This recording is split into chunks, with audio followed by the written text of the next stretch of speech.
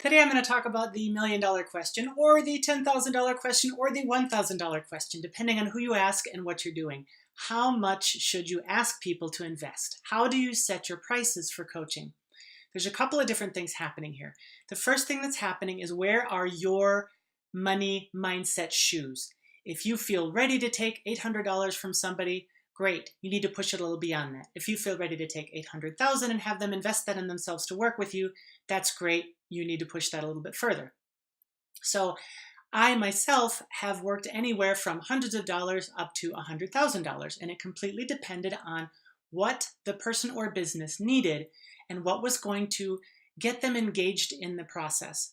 Because coaching is not consulting. In consulting, you often are doing something done for you where they're gonna pay you to create the outcome yourself. They need to be involved. Depending on what the consulting gig is, they may need to be very involved.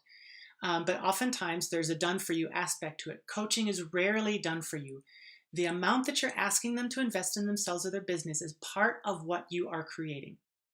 So what I recommend is that, first of all, you start low with something that I want you to be slightly uncomfortable all the time. If you're comfortable asking for $200, I want you to ask for $250.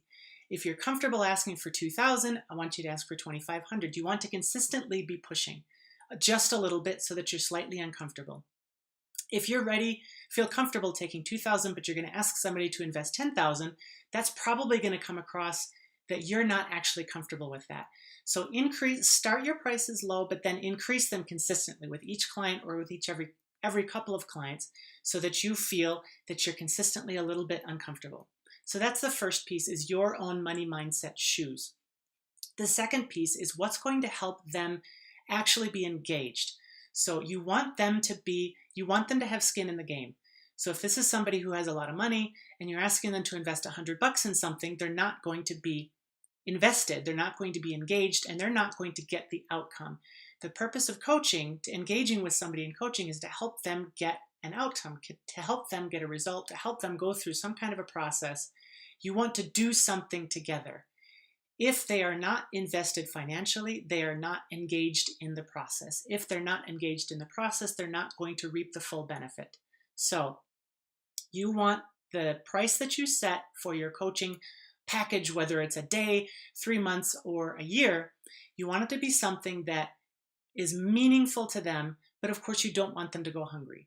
So if you talk to them about pricing beforehand, talk to them about investment, and you can get a feel either through your pre-qualification or through the questions that you're asking, then you want to ask them for an amount. At the end of the day, you want to ask them for an amount that hurts for them. You actually want it to hurt.